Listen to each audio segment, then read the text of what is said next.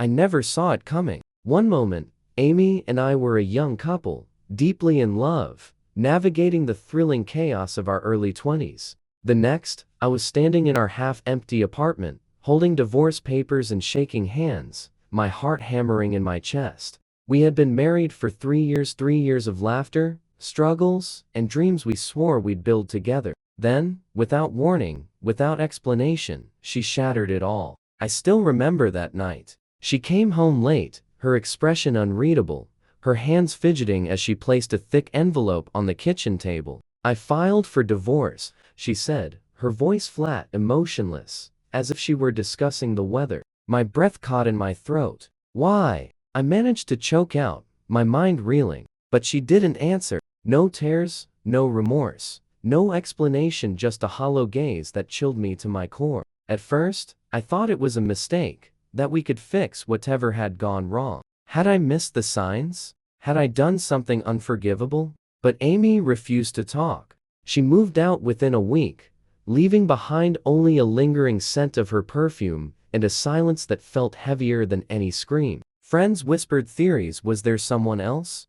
Was she hiding something? But the truth was, I never got answers. And just like that, she was gone. I was 25, divorced, and drowning in the wreckage of a life I thought was mine to keep. The divorce was supposed to be the worst of it. I told myself that nothing could be more painful than Amy walking out of my life without a shred of explanation. I was wrong. What came next was far worse, an abandonment so complete, so cold, that it made Amy's silence feel like a whisper compared to the deafening void that followed. At first, I thought it was just the shock. My parents had always been my rock, my unwavering support. My siblings, though we had our differences, were the ones I thought would be there, if only to pick up the pieces. But as the days turned into weeks, their absence became undeniable. My calls went unanswered. My texts sat unread. Emails bounced back. Then came the final blow. I tried calling my mother's number, only to be met with the automated, soulless voice. "This number is no longer in service." Panic set in. I drove to my parents' house, desperate for answers, but the moment I pulled into the driveway, the blinds snapped shut. I knocked, pounded on the door, called out for them, only to be met with an eerie, suffocating silence. My brother, my sister, they had all vanished from my life, as if I had never existed. It wasn't just avoidance. It was complete erasure. I replayed every moment in my head, searching for a reason. Had Amy told them something? Had I unknowingly committed some unforgivable sin? The uncertainty gnawed at me, tormenting me in the quiet hours of the night, when sleep became a distant memory. I spiraled. I lost weight. I stopped going to work. I sat in my empty apartment, surrounded by echoes of a life that had crumbled in an instant. And the worst part, I had no idea why. I wasn't just grieving a marriage, I was grieving a family that had chosen to disappear without a word, without an explanation. It felt like I had died, and the world had simply moved on, leaving me stranded in the wreckage. For months, I was a ghost of myself. The weight of betrayal, Amy's sudden departure, my family's unexplainable abandonment pressed down on me like a suffocating fog. I had nothing left, no one to turn to, or so I thought. Then, out of the darkness, came the people I had once overlooked, the friends who refused to let me drown. It started small, a call from Daniel, my old college roommate, who practically kicked down my door when I ignored his messages. A visit from Mark, a former coworker, who dragged me out of my apartment and forced a cup of coffee into my hands like it was a lifeline. And then there was Sophie, brilliant, relentless Sophie, who sat with me on my worst nights,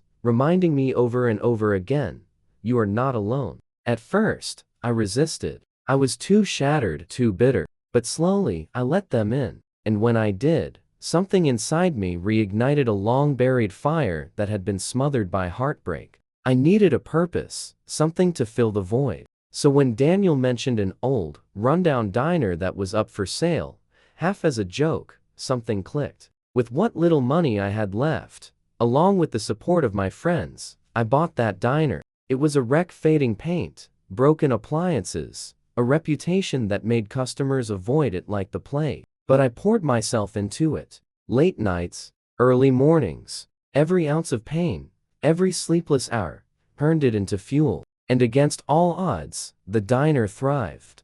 Word spread. The tables filled. Within a year, I opened a second location, then a third. But I didn't stop there. The hunger for something greater, something more than just surviving, consumed me. The empire grew. Diners turned into full-scale restaurants, then luxury hotels. Investors came knocking. Before I knew it, I was at the helm of an empire, a CEO of a company that no one had seen coming. Looking back, it's almost poetic. The man who had been abandoned, discarded like an afterthought, had built something indestructible. The ones who had left me behind, they were nothing more than ghosts of a past that no longer had power over me. Years passed, and the scars of my past had long since hardened into armor. The abandoned man, the forgotten son, the discarded husband, I had buried him beneath layers of success, resilience, and an empire that now stretched across cities. I had built a new life,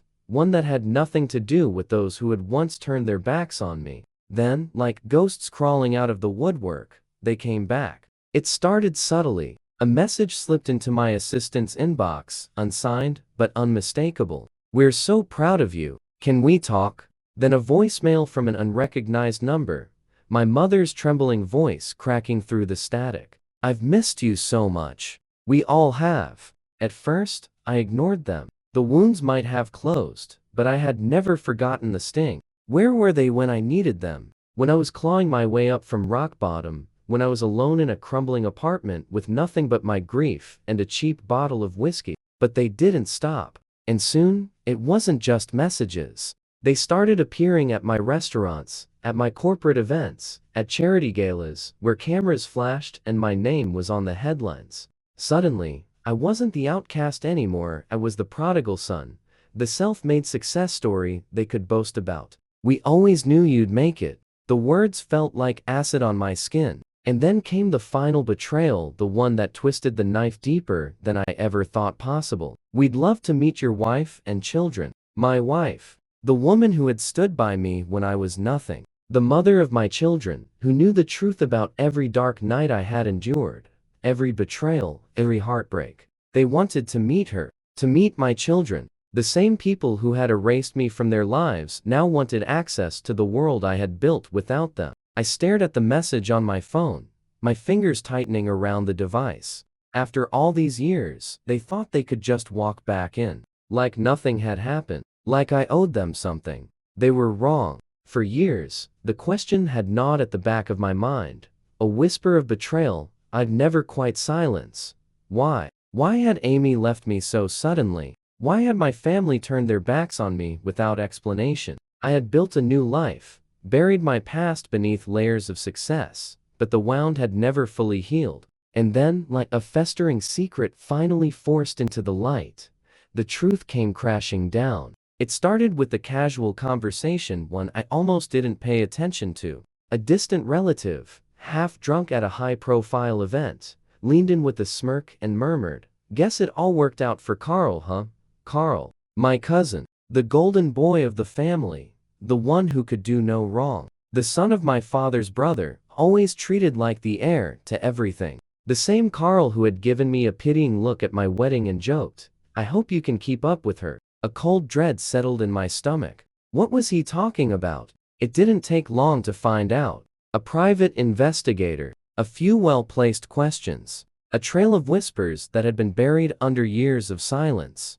And then, the final blow, a set of old photos, grainy but undeniable. Amy, in Carl's arms. Amy, sneaking out of hotels. Amy, pressed against him in the kind of embrace that made my blood turn to ice. She had been cheating on me, not just with anyone, but with Carl, my own cousin. The affair had started before the divorce, long before. While I had been working late, struggling to build a future for us, she had been in his bed. And my family knew. They had chosen him. They had protected the secret, cast me aside, and erased me from their lives to keep up the illusion of their perfect world. I gripped the edges of my desk, my breath shallow. All these years, I had believed I was the one discarded, that my family had left me out of shame, of disappointment. But the truth was so much worse. They had betrayed me. Every single one of them. A slow, bitter smile curled on my lips. Now I knew. And now,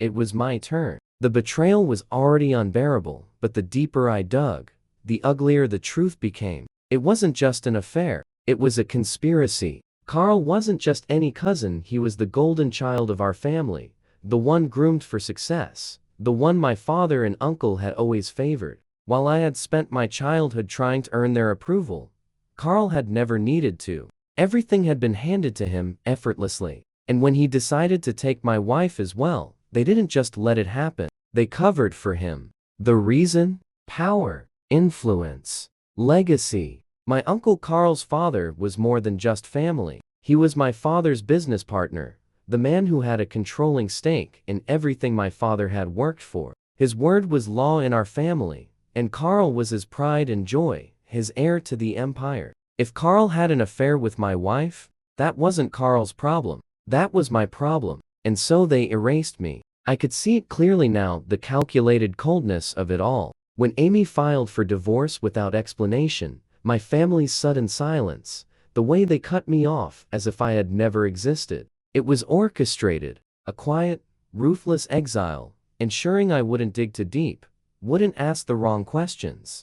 Because if the truth came out, it wouldn't just ruin Carl, it would shake the entire family's foundation. I clenched my fists, feeling the weight of years of deception pressing down on me. They never cared about me. Not as a son, not as a cousin, not as a human being. I was nothing more than an inconvenience, a disposable pawn in their carefully curated world. They had underestimated me. For years, I had built myself up from the ashes of that betrayal. I had fought, clawed my way to success, made a name for myself beyond their influence. And now, they came back, smiling, congratulating me, acting as though they had always been proud. But I knew the truth, and I would never let them forget it. The betrayal ran deeper than I could have ever imagined. Just when I thought I had uncovered the full extent of their deception, another sickening truth emerged. Amy had a child, and that child wasn't mine. It was Carl's. The very same cousin who had stolen my wife had also fathered her child. But that wasn't the most horrifying part. My family, my own flesh and blood, had orchestrated an elaborate lie to protect Carl. A lie so insidious that it shattered whatever remnants of faith I had left in them. Rather than risk scandal, they had forced Amy to declare the child as mine. To the outside world, I was the absent father who had abandoned his own blood, a man who had turned his back on his so-called responsibilities. Meanwhile, Carl remained untarnished, free to continue his perfect life, while I was cast as the villain. And my parents, the people who had raised me, they had known all along. They weren't just bystanders in this. They were active participants. My father, ever the businessman, couldn't afford to challenge his powerful brother. My mother, too weak to stand against the tide, complied without question. When the family had demanded that they sever all ties with me, they had done so without hesitation. Not because they hated me, but because it was the price they had to pay to remain in Carl's good graces. Because that child, Carl and Amy's child, was their grandchild. And in their twisted logic, maintaining access to their real grandchild was more important than the son they had cast aside. I had spent years wondering why they had abandoned me so abruptly, why they had ignored my desperate attempts to reach out, why my own mother had refused to even meet my eyes when I saw her in passing. Now I knew. They had chosen Carl. They had chosen Amy. They had chosen that child. But they had never chosen me. And I would never forgive them for it. The truth hit me like a freight train, something I had never expected, something so mind-bending that it left me gasping for air. I had a daughter I had never known existed. She was nearing 20, and for all those years, I had lived with the cruel illusion that my life had been free from any lingering connection to Amy. But she was out there. I stumbled across this revelation in the most gut-wrenching way possible. My daughter, my flesh and blood, had been raised to believe Carl was her father. The realization hit me with the force of 1,000 blows. While I had been living in pain and isolation, thinking I was without a family, she had been growing up with Carl as her dad. Amy, the woman I had once trusted with my life, had kept this secret buried deep within her. She had allowed Carl to take my place. For almost 2 decades, Carl had raised the child that should have been mine. His face, the face of my cousin, was the one she had come to associate with safety and love. All the while, I had no idea she even existed, unaware of the daughter would never get to witness. Growing up, it was a betrayal so profound, so all-encompassing, that I couldn't even begin to process it. My mind was reeling. How had I not known? Why had Amy never told me? Why had she let Carl step into a role that was never his to claim? The anger surged, but it was nothing compared to the betrayal I felt, knowing that I had missed so much of my daughter's life. I had no idea if she even knew that I was her real father, or if Amy had kept the truth from her too. The twisted web that had ensnared me for so long was only becoming more tangled. This child, my child, had been denied the opportunity to know me, while Carl, the man who had destroyed my life, continued to play the role of a father. I had to face this reality, and it shattered me. How could I ever undo the years lost? Would she even want to know me now? After all those years of being abandoned, ignored, and written off, it was only when I found success that my family decided to crawl back into my life. They had watched from the sidelines as I built myself up from nothing after Amy had left me with a shattered heart and Carl had taken my place in my daughter's life. But none of that mattered to them. To them, I was just another tool to be used. I had spent years trying to make sense of my past, trying to pick up the pieces after everything came crashing down. I never expected them to come back, certainly not with open arms. But when I made something of myself, when my restaurant turned into a thriving chain of hotels and I became the CEO of a major company, suddenly, my family started resurfacing. It wasn't with a warm embrace or an apology for the years of neglect, no. It was with demands. They wanted to bask in the glory of my success, pretending as though everything had been fine, pretending as if they had been the supportive family they never were. Their words were full of excuses and sugar-coated lies, cloaked in the fog of caring relatives who just wanted to make amends. But I wasn't fooled. It was clear to me now. They didn't care about me. They didn't care about the pain they had caused or the years they had abandoned me. They cared about what I could do for them. My family didn't care to know the person I had become. They cared about what I could provide. They were interested in my wealth, my success, my ability to open doors they had never been able to. I saw through their pretenses. They had left me to flounder alone when I needed them most. And now, they were trying to worm their way back into my life because they could smell the success. The truth was undeniable. They had never been there for me. And now, they were just hoping I would forget the past and hand them a piece of my newfound empire. They only saw me as a means to their own ends. And that realization, more than anything, solidified the truth.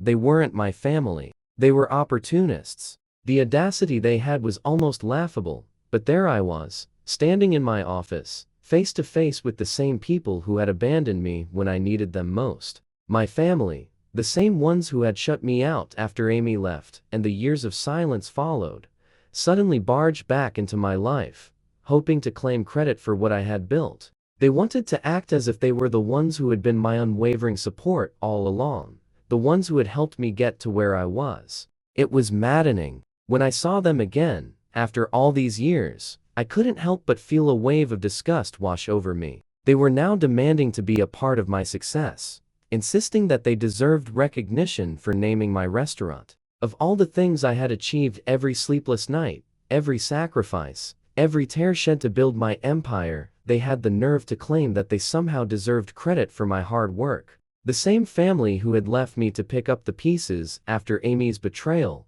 the same family who had distanced themselves when I was at my lowest, now acted as if they had been an integral part of my journey. I stood firm, refusing to bend to their demands. I had already made my peace with the fact that I had to do it all alone. The only people who had ever stood by me were the friends who had lifted me when I had no one else. And now, this family, this selfish, opportunistic group, wanted to waltz in and claim a piece of the pie they had never earned. They had no right to share in my success. When I told them to leave, their response was shockingly entitled.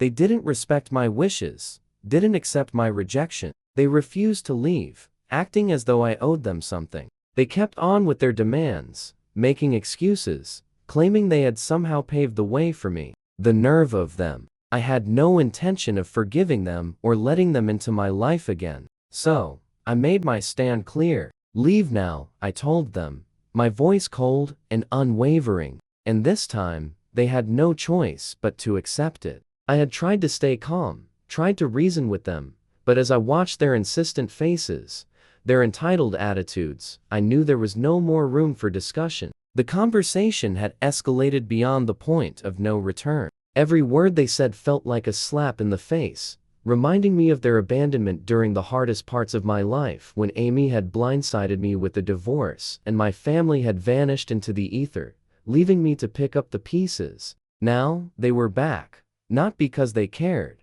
but because they saw an opportunity to benefit from my success. It was suffocating. They kept pushing. Their voices grew louder, demanding a share of the credit they didn't deserve. They had no right to be here, and yet they kept on, as if my accomplishments were theirs by default. I had done everything alone, had fought tooth and nail to build a life I could be proud of, and now, they were treating it as though it was some kind of prize they could claim simply by showing up. Enough was enough. My patience, already tested by years of rejection and heartache, had finally worn thin. I wasn't about to let them take what wasn't theirs, not now, not ever. With a deep breath, I called for the security. It felt like an unbelievable low, but I had no choice. They had crossed every line, and it was clear they weren't going to leave on their own terms. The tension in the room was unbearable as I watched the guards approach. I could see the shock on their faces, the disbelief that I, their flesh and blood, had taken such drastic measures.